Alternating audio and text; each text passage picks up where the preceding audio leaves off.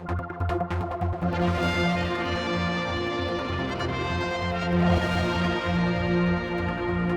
Manx Radio has announced details of Radio TT for this year, and some big changes are planned. First of all, Tim Glover is moving up into the tower, which means there's no place for Charlie Lambert, it appears. He's joining us now on Skype. Charlie, what is the details? What's going on?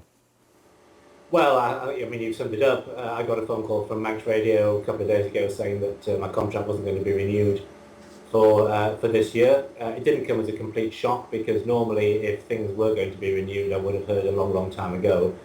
I think that the difficulty is clearly that there's a shortage of money washing around the system, plus the fact that Manx Radio is now being required to mount much more extensive coverage of what used to be called the Manx Grand Prix, in addition to their TT coverage, and understandably the diminishing financial pot will only go so far. So unfortunately, I'm part of what's been lost as a result of all that. And it seems it's a 2-year deal that's only been put in place fairly late in the day as well. So Yes, normally I think I'd hear around about February. I was only ever on a year-to-year deal with Manx Radio anyway. So every year when I finished at the Manx Grand Prix, I never knew if I was going back the following year or not. But I had no reason to really believe that it wouldn't be an ongoing situation. So I'm disappointed. I wasn't particularly surprised when I got the news, because I had heard one or two things which suggested that maybe it was going to be a bit tricky this time around. So yeah, disappointing, but it's been a fantastic experience. Of course, you're not the only Charlie to be taken out of the commentary team. We've lost also Charlie Williams on the chat show side. That's been replaced with Chris Kinley, isn't it? Well, that's right. I mean, obviously I can't really say too much about that. It's up to Manx Radio to talk about how they've decided to make the changes. But, personally, I'm very sorry that Charlie's not going to be there. He's been part and parcel of the TT for such a long time. He brings unrivaled experience. He's got the respect of everybody. He's been out there. He's done it. He's a TT winner, and he's also a very capable broadcaster. He's just a natural. He does so many things completely off the cuff.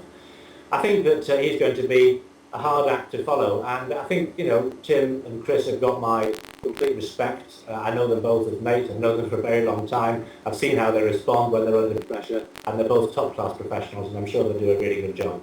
Well, many people remember you before just doing the TT commentary here for being on BBC Northwest Tonight. I mean, you like your bikes. Do you feel that might be someone out there who wants your talents this year? I have no idea, Paul, to be honest with you. It's only a couple of days since I received the news that I wasn't going to be working for Manx Radio.